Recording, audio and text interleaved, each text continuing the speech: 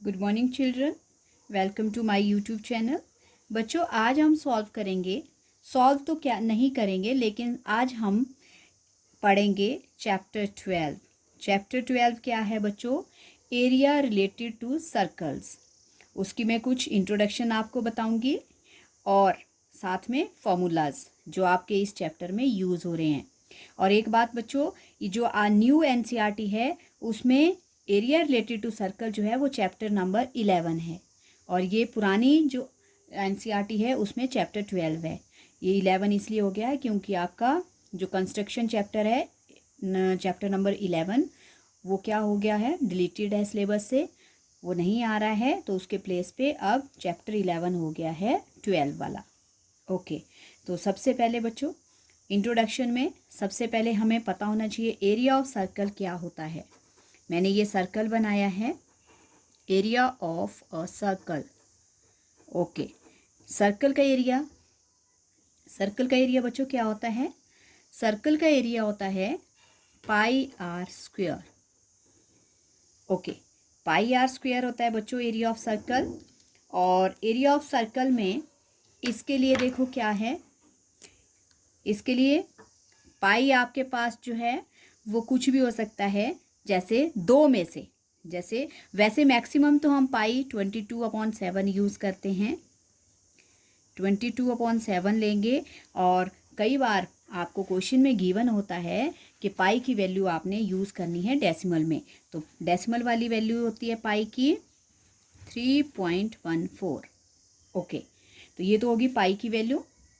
उसके बाद अब क्या है हमारे पास, देखो इधर ये सेंटर का क्या है, नाम है ओ। ओके, और क्या कर रही हूँ मैं, ये जो रेडियस है सर्कल के उन रेडियस को मैं ज्वाइन कर रही हूँ। ये ज्वाइन कर दिया तो ये क्या बन गया बच्चों आपके पास, इसको हम बोलते हैं सेक्टर। क्या बोलते हैं इसको? जब हम दोनों रेडियस को सर्कल के साथ ज्वाइन कर देते हैं तो ये होता है रेडियस। ओके, और रेडियस तो जब इन दोनों को ज्वाइन कर दिया तो ये जो हमारे पास फिगर बना, ये जो हमारे पास शेप बनी, इसको हम बोलते हैं सेक्टर। Okay, sector. और यहाँ पे सेंटर पे इसके लिए एक एंगल दिया होता है, सपोज मैं इसका एंगल थीटा ले रही हूँ।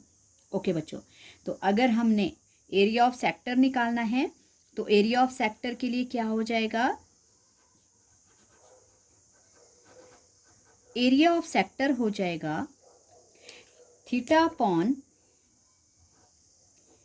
थीटा, क्योंकि आपका सेंटर एंगल दिया है, अपॉन 360 और into pi are square. Okay बच्चों, ये होता है area of sector. Okay, area of sector हमारे पास थीटा अपॉन 360 है, पाई आर स्क्वायर आ गया। और बच्चों अगर हमने एरिया सेक्टर इसका सर्कल का एरिया वेरीफाई करना होता है तो वेरीफाई करने के लिए देखो हमें पता है पूरे सर्कल का जो सम होता है एंगल का वो कितना होता है 360। तो अगर हम इस तरह से लिख लेते हैं 360/360 पाई आर स्क्वायर, तो देखो बच्चों 360 से 360 कट गया और यहाँ से हमारे पास एरिया ऑफ सर्कल भी क्या हो गया, वेरीफाई हो गया। ओके, तो ये थे हमारे एरिया से रिलेटेड।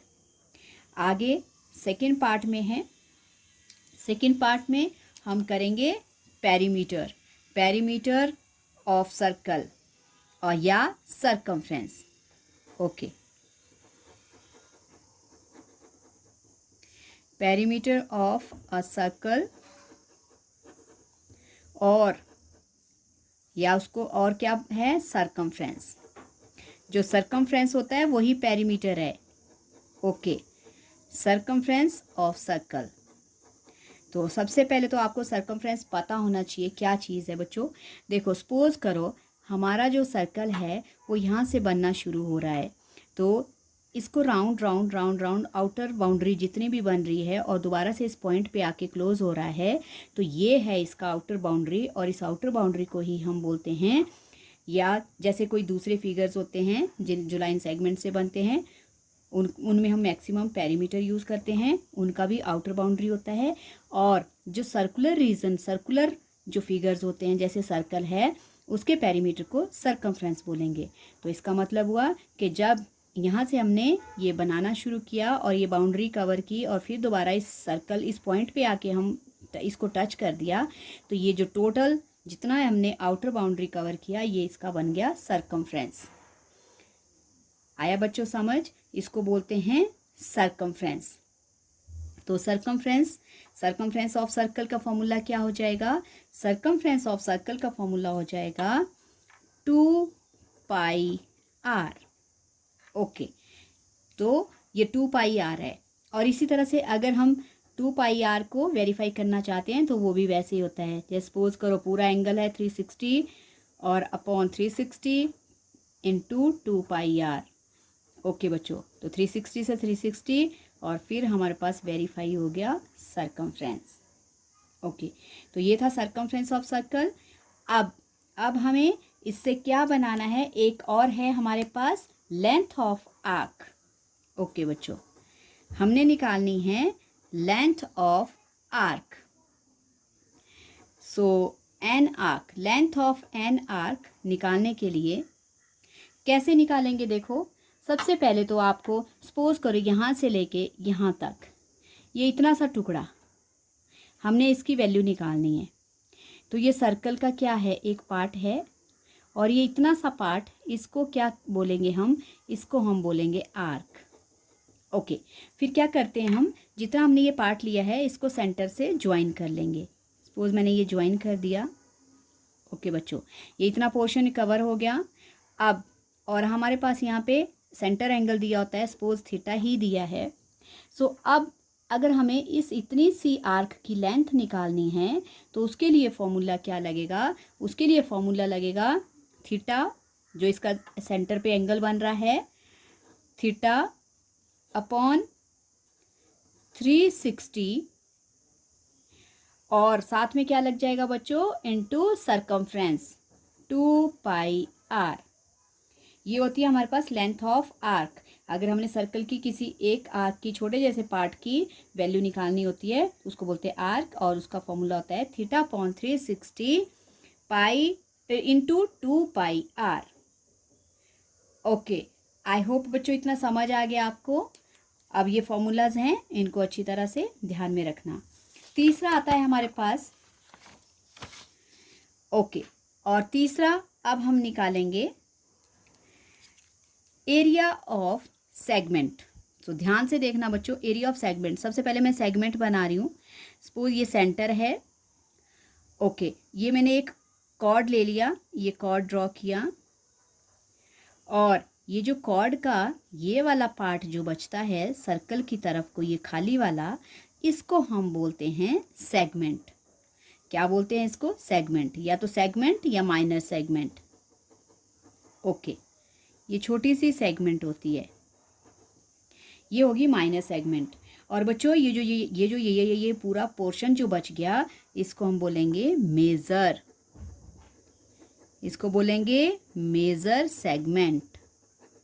ओके, तो अगर हमें इस माइनर सेगमेंट का एरिया निकालना है तो कैसे निकालेंगे? उसके लिए सबसे पहले हम क्या करेंगे? देखो यहाँ पे ये हमारे पास मैंने रेडियस को ज्वाइन कर दिया। ओके बच्चों, ज्वाइन कर दिया और इसका मैंने थीटा ले लिया, एंगल ले लिया थीटा। ये इसको सेंटर एंगल बोलते हैं, सेंटर एंगल मैंने ले लिया थीटा। अब बच्चों हमने निकालना है एरिया ऑफ सेगमेंट। इस माइनर सेगमेंट का एरिया निकालना है। तो देखो एरिया ऑफ ये सेगमेंट का एरिया निकालने के लिए क्या है? इधर देखो हमारे पास ये पूरा यहाँ तक, ये पूरा हमारे पास एक क्या आ गया है? ये पूरा सेक्टर है। अगर इसको ना देखें तो इसको ये पूरा ज्वाइन सर्कल के साथ जो टच हो रहा है इसको हम बोलेंगे सेक्टर। तो अगर ये पूरा सेक्टर है तो इस सेक्टर में से क्या करेंगे? इस सेक्टर के एरिया में से, पूरे में से अगर हम इस ट्राइंगल को माइनस कर देते हैं, इसके एरिया को माइनस कर देते हैं तो हमारे पास आ जाएगी सेगमेंट। ओके, तो क्या फॉर्मूला बन गया हमारे पास बच्चों? हमारे पास एरिया ऑफ सेगमेंट का फॉर्मूला आ गया area of segment, minor segment लिख लो, सेगमेंट भी बोलते हैं इसको और माइनर भी बोलते हैं। Okay, area of minor segment तो एरिया ऑफ माइनर सेगमेंट का फॉर्मूला क्या हो गया? इसका फॉर्मूला होगा बच्चों क्या? एरिया ऑफ सेक्टर, इस पूरे सेक्टर का एरिया ऑफ सेक्टर माइनस, क्या माइनस करेंगे? ये जो ट्राइंगल दिख रहा है हमें वाइट वाला पोर्शन, ये एरिया ऑफ ट्राइंगल। ओके बच्चों, ये आ गया हमारे पास area of segment, sorry minor segment. Minor segment का एरिया कैसे निकला? Area of sector minus area of triangle. Okay, इस पूरे सेक्टर के एरिया में से यहाँ तक ये जो सेक्टर बन रहा है पूरा, इसमें से इस ट्राइंगल के एरिया को माइनस कर दिया, फिर हमारे पास ये शेडेड पार्ट ये बच जाएगा और ये है माइनर सेगमेंट। इसी तरह से अब ये जो बड़ा वाला पोर्शन बचा है, मेजर बचा है, अब मेजर का एरिया निकालने के लिए क्या करेंगे? Area of major, area of major segment, major मतलब बड़ी सेगमेंट। अब इसके लिए बच्चों क्या करेंगे? देखो ये जो सेगमेंट है ये इतनी सी है और ये सारा जो बच रहा है ये मेजर बच रहा है, तो क्या करेंगे हम? इस पूरे सर्कल के एरिया से इस छोटे से पार्ट को, इस माइनर सेगमेंट को माइनस कर देंगे और हमारे पास बच जाएगा मेजर सेगमेंट का एरिया। तो क्या फॉर्मूला बना एरिया ऑफ मेजर सेगमेंट का? एरिया ऑफ सर्कल, ओके, और क्या माइनस करेंगे बच्चों? Area of minor segment. Okay, ये आ गया मेजर, ये बन गया आपके पास मेजर, ये एरिया ऑफ मेजर सेगमेंट, और ये आ गया area of minor segment. Okay बच्चों, अब हमारे पास ये जो ट्राइंगल होता है सेंटर में, ये दो टाइप का होता है। एक में आपके पास जो थीटा होगा वो 90 डिग्री होगा और दूसरे में थीटा जो होगा वो 60 डिग्री होगा। तो जो 60 डिग्री वाला होगा उसमें क्या होगा? ये जो हमारे पास ये सेक्टर बन रहा है, इसमें अगर ये सेंटर एंगल 60 है तो मतलब ये जो हमारे और ये रेडियस इक्वल होते हैं, तो मतलब जो सामने वाले एंगल हैं वो भी इक्वल होंगे, तो वो भी 60 होंगे। तो इसका मतलब जो सेंटर पे हमारे पास एंगल बनेगा वो इक्विलेटरल ट्राइंगल बनेगा। तो बच्चों अब मैं दोनों तरह से तुम्हें समझा रही हूँ। अगर हमारे पास थीटा जो है वो 90 डिग्री होता है तो एरिया ऑफ सेगमेंट क्या होगा? एरिया ऑफ सेगमेंट हो जाएगा, सेगमेंट या माइनस सेगमेंट एक ही चीज़ है, वो हो जाएगा थीटा, एरिया ऑफ सेक्टर तो वैसे ही लगेगा माइनस, और ये half into base into height. Okay बच्चों, अब ये बेस और हाइट क्या होगा हमारे पास? ये जो बेस और हाइट है ये दोनों आर आर ही होंगे, ये भी याद रखना। जो रेडियस होगा आपके पास वही बेस होगा, वही हाइट होगा, इसमें डायरेक्ट यही फॉर्मूला लगेगा। और जब आपके पास थीटा जो है वो 60 डिग्री होगा तो क्या होगा? हाँ, क्योंकि हमारे पास सेंटर पे इक्विलेटरल ट्राइंगल बनेगा, तो इक्विलेटरल ट्राइंगल बनेगा तो इसमें एरिया ऑफ सेगमेंट का फॉर्मूला आ जाएगा, एरिया ऑफ सेगमेंट का फॉर्मूला आ जाएगा theta upon 360 pi are square minus area of equilateral triangle, area of equilateral triangle. Okay, equilateral triangle बच्चों, इक्विलेटरल ट्राइंगल के लिए क्या फॉर्मूला होता है इक्विलेटरल ट्राइंगल का? देखो कैसे बनेगा, ये बनेगा थीटा अपॉन 360 मतलब एरिया ऑफ सेक्टर और minus under root 3/4 into side square.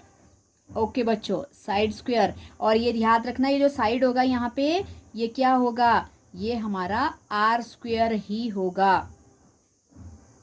Okay, तो ये समझ आ गया बच्चों आपको।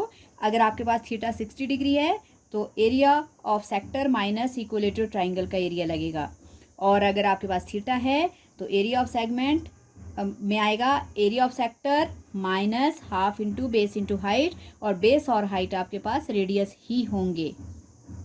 आई होप आपको ये समझ आया। अब फोर्थ है मेरे पास एरिया ऑफ क्वाड्रेंट। क्वाड्रेंट क्या होता है बच्चों? क्वाड्रेंट जो होता है हमारे पास वो सर्कल का 4th पार्ट होता है। क्या होता है? 1/4 पार्ट। जैसे मैंने ये बना लिया, दोनों डायमीटर्स को ज्वाइन कर दिया मैंने, ये बन गए मेरे पास डायमीटर्स, और इनको मैंने ज्वाइन कर दिया। इनको ज्वाइन करने के बाद देखो